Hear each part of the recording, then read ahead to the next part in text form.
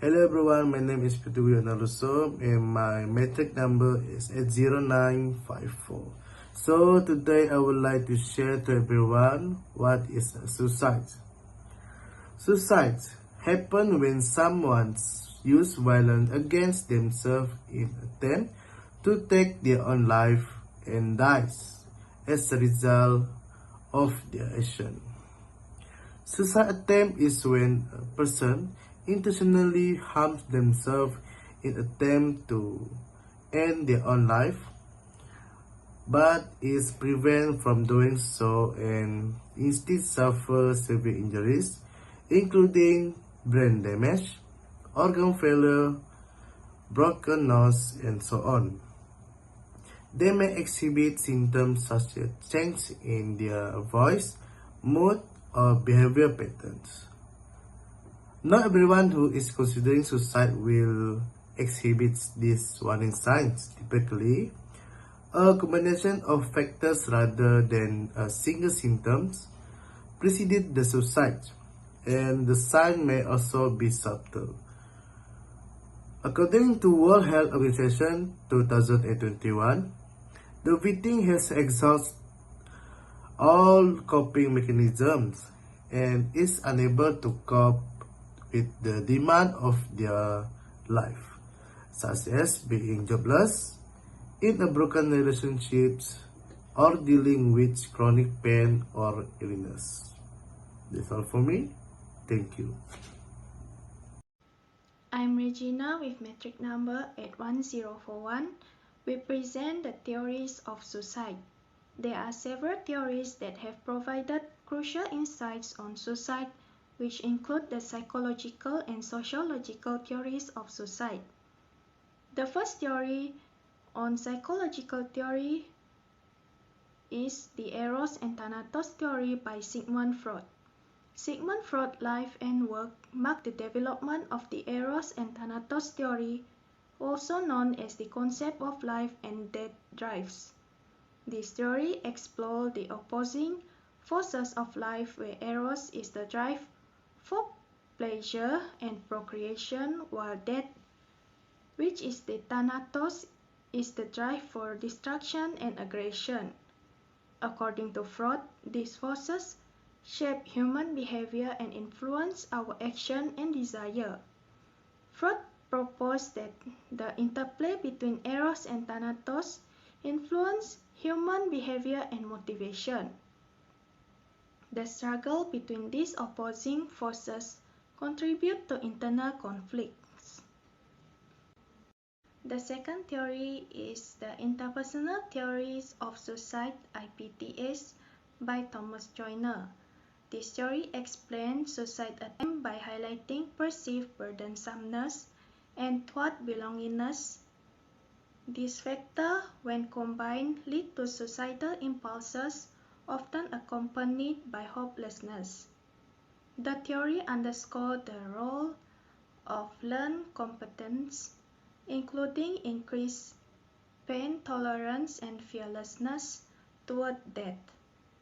Thomas Joyner suggests that engaging in self-injurious behavior contributes to the capability for suicide. Understanding this psychological state is crucial for identifying and intervening with individuals at risk. The third theory focuses on sociological theory, which is the theory of death. Durkheim theory defines suicide as intentional self-inflicted death. He noticed the higher rates in single men without children and among military personnel during peacetime.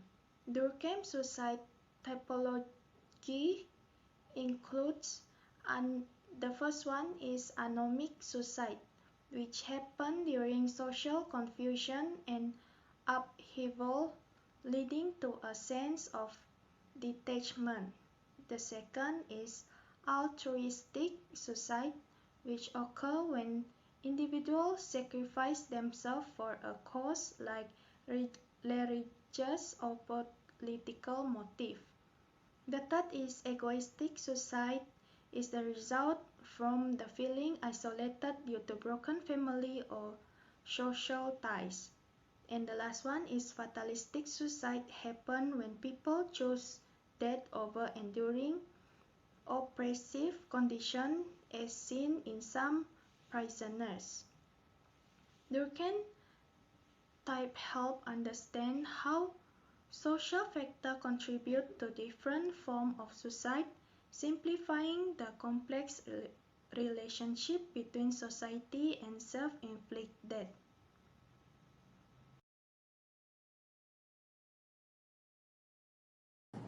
Hello everyone, my name is Nur Shakina Hanis binti Muhammad Hadi. Today I will talk about what the factor of suicide. The factor of suicide, what we found that according to WHO, suicide is a public health priority. The first WHO World Suicide Report, Preventing Suicide, a Global Imperative, published in 2014, aims to the increased awareness of the public health signification of suicide, and suicide is template of the make a suicide prevention a high priority on the global public health agenda. The factor of suicide: first, mental issue, bully, financial issue, and lastly, depression. Okay, when we talk about mental issue is a disease that affect cognition, emotion, behavior control, and substance interfere with a children's ability to learn and with the ability of adults to function in their family, at works, and in the broader society. Secondly, bully can also result in suicide behavior, with almost people taking their environment to the next level. Bully is a more harmful as a person's mind and body because it has significant impact on the victim thought and feelings. Next, financial issue. When people become hopeless about their financial situation, so they not believe the better future is possible, they can become particularly vulnerable about the thought about suicide, and suicide risk can increase. Lastly, depression is the most significant factor has exist in the past of the teenager and adult, which is also one of the behavior result is suicide. Usually, they are often feel about worthless without any chance of success. Teenagers who experience violence at home and at school who feel can off the prayer of experience depression. According to a Kids and Healthy article at the same time, about 70% of suicide a result of protecting depression, result of self-harm. Thank you. My name is Anjali Mimi Anak Yang, and I will be presenting on stigma around suicide. Stigma surrounding mental disorders and suicide is a significant public health issue, with only a few countries having a national suicide prevention strategy. This stigma can take various forms, impacting not only those who attempt or consider suicide, but also their loved ones and survivors. These are three categories of stigma: individual, interpersonal, and structural. Individual stigma manifests in negative self-perceptions and experiences, leading to feelings of shame, guilt, and isolation. Interpersonal stigma involves negative attitudes, beliefs, and behaviors directed toward individuals who have attempted or considered suicide.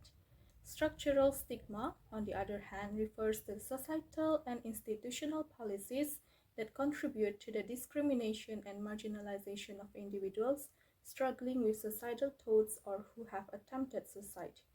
Limited access to mental health care is a significant barrier to suicide prevention, particularly in rural areas and for low-income individuals. Insufficient funding for suicide prevention efforts hinders progress and limits access to vital services for individuals struggling with suicidal thoughts. Hello everyone, my name is Madeline Anay Anarayong with metric number 86177. Today I will talk about awareness about suicide. In Mesra have three awareness of suicide. Number one, understanding and supporting mental health. Breaking down barriers and stigma associated with mental health can save life and improve quality of life. Understanding warning signs sign and risk factor is critical for suicide prevention. Number 2, education. Education is critical in raising awareness about suicide and promoting mental health. It helps individuals understand factors contributing to suicide and how to intervene and support those at risk. Education reduces stigma and increases empathy for individuals struggling with suicidal ideation. Number 3, reduce stigma associated with suicide. Raising awareness about mental health issue is critical for reducing stigma associated with suicide. Lack of understanding of mental health concerns led to fear, shame, and loneliness. Raising awareness and educating people about mental health contribute to lessening stigma. That's all. Thank you.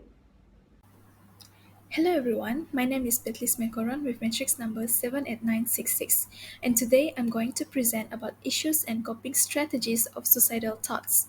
As you can see in the slide, I provide 3 issues of suicidal thoughts. The first one is having mental health problem.